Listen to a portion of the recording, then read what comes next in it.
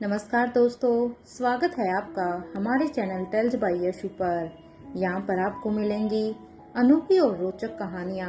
अगर आपको हमारी कहानियाँ पसंद आती हैं तो कृपया करके हमारी वीडियो को लाइक करें, इसको अपने दोस्तों के साथ शेयर करें और अगर आप इस चैनल पर नए हैं तो कृपया करके सब्सक्राइब करें। आपका हमारे चैनल पर विजिट करने के लिए बहुत बहुत धन्यवाद। चलिए आज की कहानी का सफर शुरू करते हैं।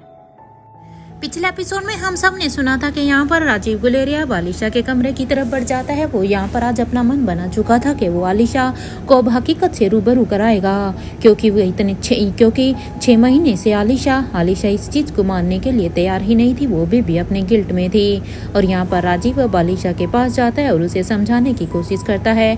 कमरे में यहाँ पर थोड़ा थोड़ा सा अंधेरा छाया हुआ था, क्योंकि आलिशा ने यहाँ पर अपने कमरे में लाइट नहीं जलाई हुई थी। आलिशा यहाँ पर फर्श पर बैठी हुई थी। उसकी आंखों से अब आंसू थम नहीं रहे थे, क्योंकि राजीव गुलेरिया ने जैसे ही आलिशा से यहाँ पर ये सब बातें की धनंजय को लेकर, तो आज आलिशा अपने आप को नहीं रोक पाई और वो उसका भी यहाँ पर एक ब्रेकडाउन हो जाता और वो जोर जोर से यहाँ पर सिसक कर रोने लगती है। आलिशा को देखकर ऐसे लग रहा था जैसे आज वो यहाँ पर अपने मन का सारा गिल्ट अब रोकर ही निकाल देगी, जो राजीव भी देख रहा था। लेकिन वो ये भी अच्छी तरह से जानता था कि अगर आलिशा आज यहाँ पर मन भर कर रो लेगी तो शायद वो इस सिचुएशन से बाहर निकल पाएगी, क्योंकि जब तक आलिशा इस सिचुएशन से बाहर नहीं आएगी तब तक वो भी उसके लिए कुछ नहीं कर पाएंगे। इसलिए आज राजीव यही सब सोच कर ही आया था और फाइनली आज वो जब आलिशा को इस तरह से रोता हुआ देख रहा था तो उसे अब तो आश्वासन भी हो गया था कि जरूर अब आलिशा ठीक हो जाएगी। लेकिन अंजलि मल्होत्रा वो तो एक माँ थी, उसकी आवाज़ सुनकर वो भी वहाँ पर आ जाती और अब वो जैसे ही अब यहाँ पर आलिशा की तरफ बढ़ती है। इधर आलिशा बस यहाँ पर बार अब अपने हाथों को देख रही थी, जैसे उन पर कोई अदृश्य दाग हो। आलिशा अपने हाथों को देखकर कुछ बुदबुदा रही थी। वो भी यहाँ पर उसके दिमाग में बार बस धनंजय पीरामल का ही चेहरा घूम रहा था जब उनकी हालत बिगड़ी थी। वो भी यहाँ पर सब कुछ अपने मन में ही बुदबुदा रही है। पापा देखो, वो सब कुछ मेरी वजह से हुआ है। काश ये सब नहीं होता। मैं अपने आप को कभी माफ नहीं कर पाऊंगी, क्योंकि अगर ये सब नहीं होता, अगर ये वहाँ पर मैं ही नहीं होती तो ये सब कुछ होता ही नहीं और मेरे धनंजय मामा जी की ये हालत भी नहीं होती। इधर आलिशा को इस तरह से देखकर अंजलि तो काफी पूरी तरह से टूट चुकी थी। इधर राजीव अब उसके कंधे पर हाथ रखता है और कहता है, नहीं आलिशा, तुम गलत सोच रही हो। ऐसा कुछ भी नहीं है। अपने पापा की यह बात सुनकर अब यहाँ पर आलिशा कहती है, नहीं मैं बिल्कुल सही कह रही हूँ। अरे मेरे धनंजय मामा जी ने आज तक कौन सी ही खुशियाँ देखी हैं। इतने सालों के बाद तो वो हमारी जिंदगी में दोबारा से लौट कर आए थे। 15 साल कोई कम नहीं होते हैं। मेरे पास तो यहाँ पर मेरे कोई पापा भी नहीं थे, क्योंकि मैंने तो अपना बचपन राजमहल में ही बिताया है। मेरे सामने बस किसी जेंट्स को अपना कहने के लिए, अगर मैं सच कहूँ तो मेरे धनंजय मामा ही थे, जिन्होंने यहाँ पर सच में एक बाप का फर्ज भी अच्छी तरह से निभाया है। क्योंकि मुझे उनकी छवि से ही ये लगता था कि अगर सच में पापा होते हैं तो वो सच में ऐसे ही होते हैं। उन्होंने मुझे क्या कुछ नहीं सिखाया, उन्होंने मुझे इतना स्ट्रोंग बनाया। लेकिन देखो ना, मेरी ही वजह से आज वो कैसी हालत में हैं। इसके लिए मैं कभी खुद को माफ नहीं कर पाऊंगी। मैं उनके लिए एक अच्छी भांजी नहीं बन पाई हूँ। काश मैं उनके लिए एक अच्छी बेटी बन पाती। मैं अपने आप को कभी माफ नहीं कर पाऊंगी। इधर आलिशा की इन बातों को सुनकर अब राजीव को भी बुरा जरूर लग रहा था, लेकिन राजीव चाहता था कि आलिशा के मन में आज जितनी भी गिल्ट है, जितनी भी बातें हैं, वो अब यहाँ पर रोकर निकाल दें, क्योंकि उसके बाद फिर से शायद वो अपनी जिंदगी को शुरू कर सकती हैं। क्योंकि इतने महीने से वो अपने मन में एक गिल्ट को लेकर बैठी हुई थी। राजीव ना जाने पिछले 6 महीने में कितनी ही बार आलिशा से बात करने की कोशिश कर चुका था, लेकिन आलिशा को देखकर ऐसा लगता था जैसे उसके कानों पर किसी भी बात का कोई भी असर नहीं पड़ रहा था। लेकिन आज राजीव ने जैसे ही धनंजय के बारे में कहा कि वो अब जल्द ही ठीक हो जाएगा, तो अब यहाँ पर जैसे ही ये बात अब धनंजय की उसके कानों में गई तो वो यहाँ पर इस तरह से रिएक्ट कर देती है। इधर यहाँ पर अपनी बेटी को इस तरह से टूटते हुए देखकर हालांकि राजीव का भी दिल बैठता जा रहा था, लेकिन वो भी यहाँ पर अपने दिल को पर थोड़ा सा वो अपने दिल पर हाथ रखकर अब अपने कलेजे को करड़ा करते हुए वो यहाँ पर अब उसके सिर पर हाथ रखता है और अब राजीव आलिशा से कहता है, आलिशा देखो देखो तुम तो खुद समझदार हो। अरे तुम्हारी जगह लतिका होती तो शायद मुझे समझाने में इतना समय लग सकता था, लेकिन तुम तो खुद इतनी समझदार हो, मुझे नहीं लगा था कि तुम भी ऐसी बातें सोच सकती हो। अब देखो आलिशा, जो हो चुका है वो हो चुका है, इसलिए पिछली बातों को यहाँ पर बार बार उठाने से कोई फायदा ही नहीं होगा मेरे बच्चा। इसलिए देखो कब तक खुद को इस आग में जलाती रहोगी। वैसे भी तुम पिछले 5-6 महीने से बस यही सब तो सोचती आ रही हो। अपनी आंखें खोलो आलिशा और देखो सच में राजमहल में क्या कुछ हो रहा है। हम सबको तुम्हारी कितनी जरूरत है। हाँ, एक बार देखो तो बेटा, ऐसे कब तक चलेगा।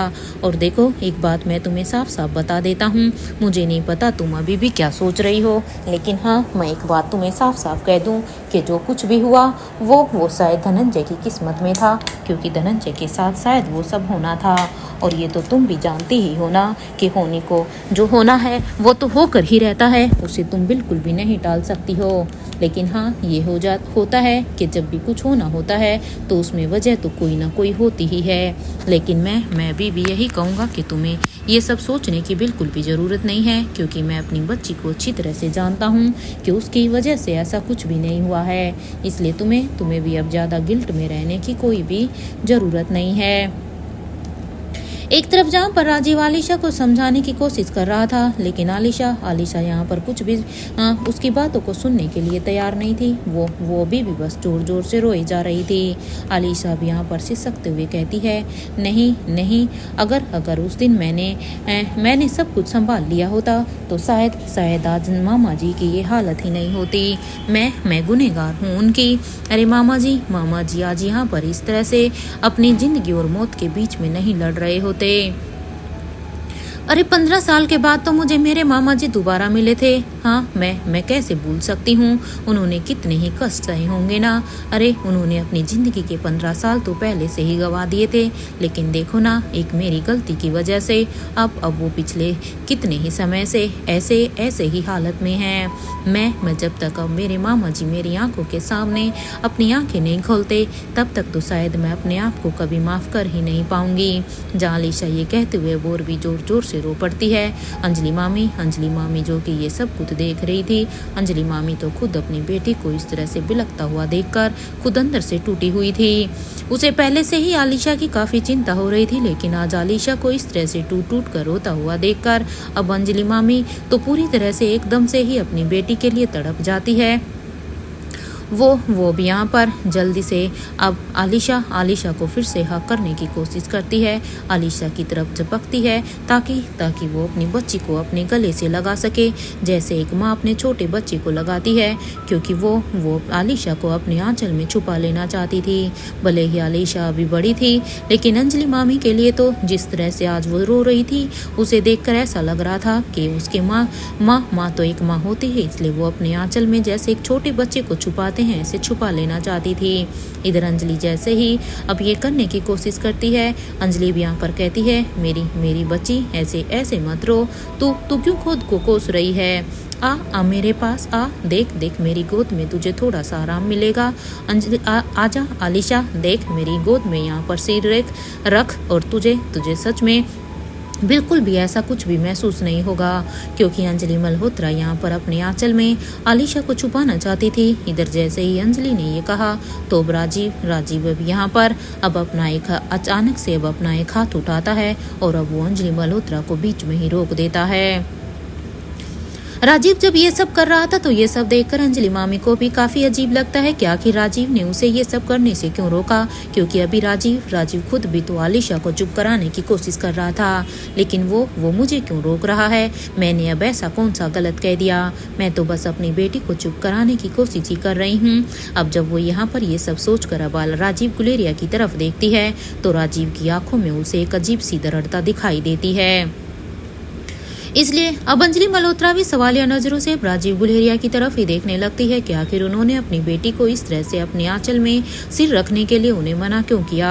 तो यहाँ पर राजीव अब समझ गया था कि अंजलि को शायद उसका ये रुख थोड़ा सा अजीब लगा है, उसे ये ठीक नहीं लगा है। इसलिए राजीव अब यहाँ पर अपनी बात को आगे रखते हुए कहता है, देखो अंजलि, रुक जाओ अंजलि, अभी नहीं, क्योंकि अभी इसके पास मत आओ।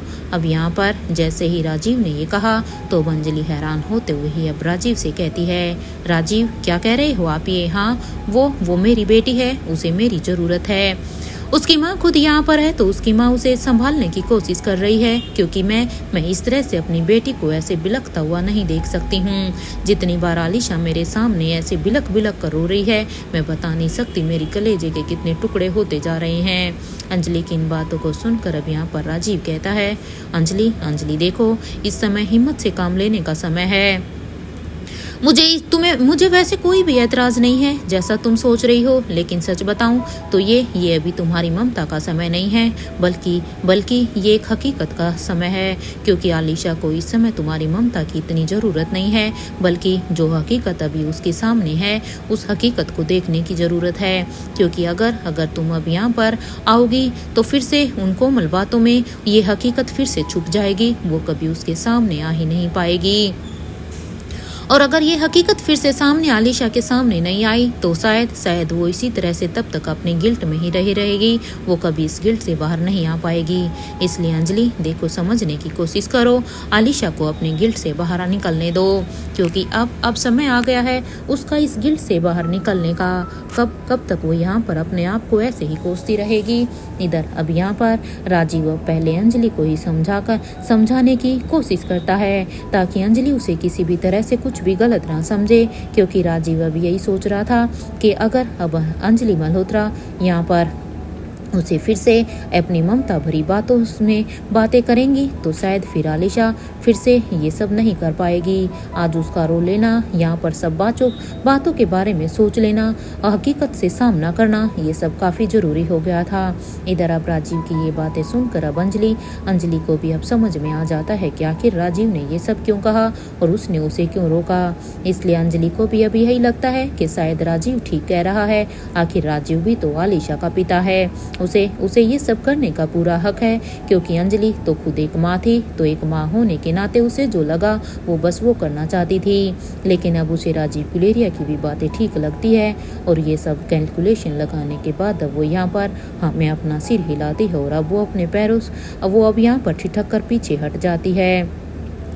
हालांकि अंजलि मल्होत्रा जब पीछे हट रही थी तो भी उसके हाथों में उसकी साड़ी का पल्लू था और अपने पल्लू को अपने हाथ में पकड़े हुए ही वो यहाँ पर पीछे हटती और यहाँ पर उसकी आंखों में आंसू थे। लेकिन वो फिर भी इन आंसुओं को आलिशा के सामने छिपाने की कोशिश करती है। इधर राजीव अब यहाँ पर फिर से आलिशा की तरफ मुड़ते हैं और उसका चेहरा जब वो यहाँ पर आलिशा का चेहरा देखते हैं तो उसका चेहरा यहाँ पर पूरे आंसुओं से गीला हो चुका था।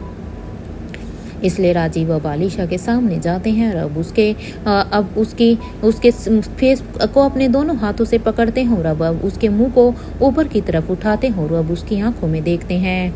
इधर राजीव जब आलिशा की आंखों में देखता है तो आलिशा को अब हकीकत से सामना कराना चाहता था। इसलिए वो यहाँ पर अपने थोड़े से कठिन शब्दों में कहता है, आलिशा देखो, पागल मत बनो, मेरी बात गौर से सुनो। मैं तुम्हें जो भी कहने जा रहा हूँ, क्योंकि जब तक तुम मेरी बात को गौर से नहीं सुन पाओगी तब तक शायद तुम अपनी भी कोई भी हेल्प नहीं कर पाओगी। तुम ऐसी तो नहीं हो ना आलिशा, अरे तुम तो कितनी स्ट्रोंग हो, तो फिर एक एक्सीडेंट तुम्हें ऐसे कैसे तोड़ सकता है। और वैसे भी देखो, मैं मानता हूँ धनंजय तुम्हारे मामा जी हैं, लेकिन धनंजय मेरा भी दोस्त है और वो भी अब से नहीं, जबकि वो तब से मेरा दोस्त था जब हम सभी कॉलेज में पढ़ते थे। क्योंकि वो करण का काफ़ी अच्छा दोस्त है जिसके साथ वो मेरा भी दोस्त था और मैं तो उसे इतने सालों से जानता हूँ। अगर सच में मुझे जरा भी लगता ना कि तुम जिम्मेदार हो तो क्या तुम ये इन सब की जिम्मेदार हो, ये सब तुम्हारी वजह से हुआ है, तो अब तुम खुद ही बताओ आलिशा, क्या मैं चुप बैठता। हाँ, एक बाप होने के नाते मैं तुम्हें सही और गलत जरूर बताता। हालांकि मुझे अच्छी तरह से पता है कि तुम काफी सुलझी हुई हो। अरे तुम एक देश की रानी रह चुकी हो। तुम्हारी सच में न्याय करने की जो क्षमता है, जो ताकत है, वो मैं अच्छी तरह से देख चुका हूँ। तुम किसी के भी साथ अन्याय नहीं कर सकती हो। इसलिए ये तो अपने दिमाग से पूरी तरह से निकाल दो कि धनंजय की हालत की वजह तुम हो। और वैसे भी नियति को कोई भी नहीं बदल सकता है, क्योंकि उस समय शायद धनंजय के लिए यही होना लिखा हुआ था। बस उसके लिए तुम एक जरिया बनी हो, बल्कि तुम उसका कारण नहीं हो। इसलिए सबसे पहले तो अपने दिमाग से ये निकालो कि धनंजय की इस हालत का कारण तुम नहीं हो। समझी तुम आलिशा? अब यहाँ पर ये लाइन कहते हुए राजीव अब यहाँ पर अपने शब्दों पर थोड़ा सा गुस्से से जोर देता है, ताकि ये बात आलिशा के कानों तक पहुँचे। इधर आलिशा अब राजीव की इन बातों को सुन पा रही थी, क्योंकि अब ज्यादा रोने की वजह से अब उसका गिल्ट थोड़ा सा तो कम हो रहा था। और अब वो यहाँ पर राजीव की बातें अब उसके दिमाग तक भी पहुंच रही थी। इधर अब आलिशा यहाँ पर अपने डैड की बातों को सुनने के बाद कहती है, लेकिन मैं कैसे अपने आप को समझाऊं, जबकि मुझे अच्छी तरह से पता है कि मामा की इस हालत की वजह मैं हूँ और कोई भी नहीं। अब जैसे यहाँ पर आलिशा ने रोते हुए कहा, तो अब राजीव अब यहाँ पर आलिशा से कहता है, देखो आलिशा, मैंने पहले भी तुम्हें कहा है और मैं अब भी कह रहा हूँ, धनंजय लड़ रहा है ना। अरे जब धनंजय ही हार नहीं मान रहा है, वो जीना चाहता है, तो देखो वो पूरी तरह से ठीक होगा। अरे वो इतने समय से अपने लिए अपनी एक आखिरी सांस तक लड़ रहा है, क्योंकि उसे पता है कि उसकी आलिशा बाहर उसका इंतजार कर रही है। उसे भी पता है कि अगर उसे कुछ हो गया तो उसकी आलिशा पता नहीं क्या उसके बारे में सोचेगी, क्योंकि तुम उसके दिल के बहुत ही करीब हो। जितना प्यार वो यहाँ पर रोहित को करता है, आई थिंक उससे ज्यादा वो तुमसे करता है। क्या तुम चाहती हो कि जब वो ठीक होकर वापिस से तुम्हारे सामने आए तो उसे अपनी बेटी एक जिंदा लाश की तरह मिले? क्या सच में आलिशा तुम ये चाहती हो? अरे सोचो, जब वो यहाँ पर ठीक होकर वो तेरे सामने खड़ा होगा तो तुम कैसे फेस करोगी? अरे उसे बिल्कुल भी अच्छा नहीं लगेगा कि उसकी वजह से उसकी बेटी ऐसे सब कुछ खाना पीना सब कुछ भूल कर बैठी हुई है। देखो आलिशा, अभी होश में आने का समय है, क्योंकि अगर तुम चाहती हो कि तुम्हारे मामा जी को बिल्कुल भी ये अच्छा ना लगे, तो अब देखो तुम्हें संभालना होगा खुद को, क्योंकि अब धनंजय भी तो रिकवर कर ही रहा है ना। और बस तुम अब भगवान से दुआ करो कि वो जल्द से जल्द बस ठीक हो जाए। अब यहाँ पर राजीव ने जैसे ही आलिशा को ये सब कही कि उसके मामा को उसे देखकर अच्छा नहीं लगेगा, तो अब आलिशा एकदम हैरानी से अब राजीव की तरफ देखती है और अब यहाँ पर आलिशा की सिसकियाँ रोने की वजह से और भी तेज हो जाती है। अब वो यहाँ पर राजीव के कंधे पर अब हार कर अपना सिर रख लेती है और अब वो और भी फूट कर रोने लगती है। इधर राजीव अब आलिशा को और भी तेज से रोता हुआ देखकर अब राजीव अब उसे जोर से थाम लेते हैं। इधर यहाँ पर उससे थोड़ी सी दूर खड़ी अंजलि मल्होत्रा ये सब मंजर देख रही थी। अब अंजलि मल्होत्रा समझ जाती है कि आज एक पिता का सख्त होना एक माँ के लाड से ज्यादा जरूरी था। सच में राजीव ने ये बिल्कुल सही किया कि उसने मुझे पहले ही रोक लिया, क्योंकि अगर मैं अभी भी अपनी मीठी बातों से अगर अंजलि यहाँ पर आलिशा को संभालने की कोशिश करती, तो शायद आज भी आलिशा इस तरह से हकीकत का सामना नहीं कर पाती। और वैसे भी राजीव ने गलत ही क्या कहा है। जब धनंजय भाई को होश आएगा तो जब वो आलिशा की ऐसी हालत देखेगा तो उन्हें भी सच में कितना बुरा लगेगा। राजीव बिल्कुल सही ही तो कह रहे हैं। सच में राजीव अब यहाँ पर एक पिता होने का अपना पूरा फर्ज निभा रहे हैं। मैं ही पता नहीं क्या से क्या सोचने लगती हूँ। इधर अब यहाँ पर ये अंजलि ये सब कुछ देख रही थी। इधर अंजलि को ये सब देखता हुआ अब राजीव भी समझ जाता है कि अंजलि के मन में क्या चल रहा है, लेकिन अभी उसके लिए सबसे पहले आलिशा को संभालना था। इसलिए अब वो यहाँ पर आलिशा के को अब यहाँ पर काफ़ी टाइटली एक हक करता है। इधर अब आलिशा जो कि अब उसके कंधे पर अपना सिर लगाकर फूट कर रो चुकी थी, इसलिए अब आलिशा अब उससे थोड़ी सी दूर होती है और अब धीरे धीरे अब आलिशा के रोने की आवाज़ भी अब धीमी पड़ने लगती है, क्योंकि ज़्यादा रोने की वजह से आज उसका मन पूरी तरह से हल्का हो गया था। इधर आलिशा को अब चुप होता हुआ देखकर अब राजीव अब यहाँ पर अंजलि की तरफ इशारा करते हैं। जैसे ही राजीव अंजलि की तरफ देखते हैं, अंजलि भी अब राजीव के बिना कहे ही समझ जाती है और अब वो जल्दी से वहाँ पर बेड के पास टेबल पर रखे हुए एक पानी के गिलास को उठा कर लाती है और वो यहाँ पर उसे अब राजीव की तरफ बढ़ा देती है। इधर राजीव भी अब यहाँ पर अब अंजलि से कहता है, अंजलि अब तुम आलिशा को संभाल सकती हो, अब ये पानी तुम अपने हाथों से पिलाओ। क्योंकि राजीव ने देखा था कि अंजलि को भी सच में कितना बुरा लग रहा था। हालांकि अंजलि ने अपने आंसुओं को छिपाने की कोशिश की थी, लेकिन राजीव ने उसकी आंखों में ये आंसू साफ साफ देख लिए थे और इसलिए वो अंजलि को पानी पिलाने के लिए कहता है। तो अंजलि भी आगे बढ़ जाती है और अब आलिशा को अपने हाथों से पानी पिलाती है और साथ के साथ अब वो यहाँ पर उसके सिर पर अब अपने हाथ को भी फेर रही थी। इधर जैसे ये आलिशा यहाँ पर पानी पी लेती है तो अंजलि अब उस पानी के गिलास को लेती है और फिर से टेबल पर जाकर रख देती है। तो इधर राजीव अब यहाँ पर आलिशा से कहता है, अब उठो आलिशा, देखो अब बिल्कुल भी रोने का समय नहीं है, ठीक है। आज जितना तुम रो चुकी हो वो रो चुकी हो, लेकिन प्रॉमिस करो अब दोबारा से ये सब बातें तुम्हारे दिमाग में नहीं आएंगी। और हाँ, चलो अभी अपना मुंह धो और चलो मेरे साथ। देखो, हमें धनंजय को भी तो देखना है ना। अब तुम अपने आप ही अपनी आंखों से देखो, धनंजय बिल्कुल देखो, धनंजय सच में ठीक हो रहा है। और वैसे भी धनंजय को तुम्हारी हिम्मत की ही जरूरत है, इस समय उसे तुम्हारे आंसुओं की जरूरत बिल्कुल भी नहीं है। अब यहाँ पर अपने पापा की ये बातें सुनकर राजीव गुलेरिया की इन बातों को सुनकर अब आलिशा अब यहाँ पर अपने कांपते हुए हाथों से ही अब अपने चेहरे के आंसू को पोंछती है और वो अब यहाँ पर धीरे धीरे खड़ी हो जाती है। जैसे अब यहाँ पर आलिशा अपने पैरों पर खड़ी होती है तो अब वो अंजलि मामी की तरफ देखती है जो कि बस चुपचाप उसे सहारा देने के लिए आगे हाथ बढ़ाती है। इस बार जब अंजलि मल्होत्रा यहाँ पर आलिशा को उठने के लिए सहारा देती है तो इस बार राजीव अंजलि को बिल्कुल भी नहीं रोकते, क्योंकि उन्हें पता था कि आलिशा को अब एक माँ की भी ज़रूरत है। इसलिए अब इस बार यहाँ पर अब अंजलि मल्होत्रा अब आलिशा को उठाती है और उसे बाथरूम की तरफ लेकर जाती है। इधर अब यहाँ पर आलिशा बाथरूम की तरफ अपने चेहरे को धोने के लिए चली गई थी। तो अब यहाँ पर अंजलि मल्होत्रा और राजीव ये दोनों ही अभी कमरे में थे। अब यहाँ पर राजीव अब अंजलि से कहता है, सॉरी अंजलि, जो मैंने इस तरह से तुम्हें आलिशा के करीब जाने से रोक लिया। सॉरी, देखो मेरी बात का वो मतलब नहीं था। आई नो तुम्हें मेरी बात का बुरा लगा है। राजीव की इस बात को सुनकर अब यहाँ पर अंजलि मामी कहती है, हाँ राजीव, मुझे एक बार तो तुम्हारी बात का बुरा लगा था, लेकिन अब नहीं, क्योंकि सच में तुमने सही कहा था कि मैं अपनी ममता के नीचे हकीकत को फिर से छुपा देती। अच्छा हुआ कि तुमने आलिशा को हकीकत का सामना कराया और ये आलिशा के लिए जरूरी भी हो गया था। इसलिए अब मुझे किसी भी तरह का बुरा नहीं लग रहा है। Even thank you so much Rajiv कि इस समय में तुम एक सख्त पिता बनकर आलिशा के सामने आए, ताकि आलिशा को तुम संभाल पाए। क्योंकि अगर मैं तुम्हारी जगह होती तो मैं तो खुद आलिशा के सामने इसी तरह से ही रोने लगती। मैं तो आलिशा को संभाल भी नहीं पाती, क्योंकि तुम तो मेरे बारे में अच्छी तरह से जानते ही हो ना। अब यहाँ पर उसकी इस बात को सुनकर अब राजीव कहता है, हाँ अंजलि, मुझसे बेहतर तुम्हें कौन जान सकता है, क्योंकि तुम्हारी यही अच्छाई तो मुझे बहुत अच्छी लगी थी।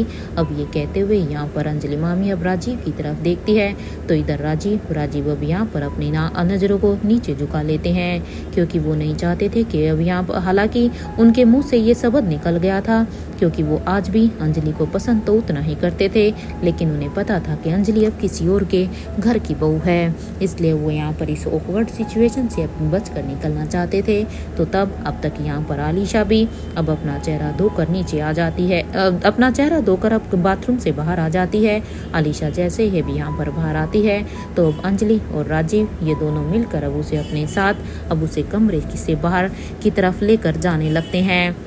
एक तरफ जहाँ पर राजीव ने यहाँ पर अपनी सूझबूझ के साथ आलिशा को अब उसकी हकीकत से सामना करा दिया था, तो इधर दूसरी तरफ यहाँ पर क्योंकि अनिका रोहित के पीछे गई हुई थी, इसलिए अब तक अनिका बच्चों के पास वापस नहीं आई थी। यहाँ पर अवंतिका के घर में रिया और अलेक्जेंडर दोनों अभी भी अकेले ही थे। इधर अब रिया यहाँ पर अपने मोम के बारे में सोच कर काफ़ी परेशान हो रही थी, लेकिन उसे पता था कि उसकी मम्मा कितनी स्ट्रॉन्ग है, उसकी मम्मा खुद ब खुद यहाँ पर आ जाएगी। अब यहाँ पर रिया अब अलेक्जेंडर से कहती है, अलेक्जेंडर देखो देखो, मुझे पता है कि जो बात मैं तुम्हें कहूँगी तुम उस चीज़ के लिए बिल्कुल भी तैयार नहीं होगे, लेकिन इसलिए मैं पहले ही तुम्हें रिक्वेस्ट कर रही हूँ, प्लीज़ प्लीज़ मेरी बात को मना मत करना। इधर रिया ने जैसे ही ये कहा तो उसकी बात को सुनकर अब अलेक्जेंडर कहता है, क्या क्या कहना चाहती हो रिया तुम? देखो पहले मुझे साफ साफ अपनी बात बताओ, उसके बाद ही मैं डिसाइड करूँगा कि मुझे तुम्हारी बात माननी है या नहीं, क्योंकि हर बार तुम्हारी जो बातें होती हैं, जो तुम्हारी डिमांड होती हैं, वो अटपटांग होती हैं, और जिसकी वजह से मैं और आर्यन हमेशा से ही फंस जाते हैं। और इस वक्त तो यहाँ पर आर्यन मेरे साथ भी नहीं है, तो मुझे नहीं पता कि मैं वो सब हैंडल कैसे कर पाऊँगा। इसलिए पहले रिया मुझे ये बताओ कि तुम्हारे दिमाग में क्या चल रहा है। अगर जब तुम मुझे ये बताओगी तभी मैं तुम्हें कुछ कह सकता हूँ। अलेक्जेंडर की ये बात सुनकर अब रिया कहती है, मैं तुम्हें कुछ ज़्यादा बड़ा तो नहीं कह रही हूँ अलेक्जेंडर, मैं बस तुमसे ये कहना चाहती हूँ कि देखो अभी मम्मा भी यहाँ पर नहीं है, और मुझे बिल्कुल भी अच्छा नहीं लग रहा, क्योंकि अगर हम मम्मा के सामने ये कहेंगे तो शायद मम्मा हमें अलो भी नहीं करती। तो चलो ना, क्यों ना एक बार हम डैड की ग्रैंड मदर यानी कि उनकी नानी माँ के घर की तरफ चलते हैं। मुझे आर्यन की बहुत ही याद आ रही है। चलो प्लीज़ एक बार वहाँ पर चलते हैं और आर्यन से मिल लेते हैं। इधर जैसे ही रिया की ये बात यहाँ पर अलेक्जेंडर ने सुनी तो वो तो अब अपनी मोटी मोटी आंखों से बस रिया को ही देख रहा था कि आखिर सच में इस लड़की के दिमाग में क्या क्या चलता रहता है। अब यहाँ पर उसकी बातों को सुनकर अब रिया अलेक्जेंडर कहता है, रिया आर यू मैड? क्या सच में तुम ये कोई मजाक कर रही हो? अरे तुम्हें अच्छी तरह से पता तो है ना कि तुम क्या कह रही हो और इसका परिणाम क्या हो सकता है, तुम्हें ये भी अच्छी तरह से पता है ना रिया। अलेक्जेंडर की इस बातों को सुनकर अब यहाँ पर रिया कहती है, मुझे अच्छी तरह से पता है अलेक्जेंडर मैंने क्या किया है। अरे मैं तो अपने भाई को मिस कर रही हूँ, इसलिए मैं आर्यन से मिलना चाहती हूँ, इसमें गलत क्या है।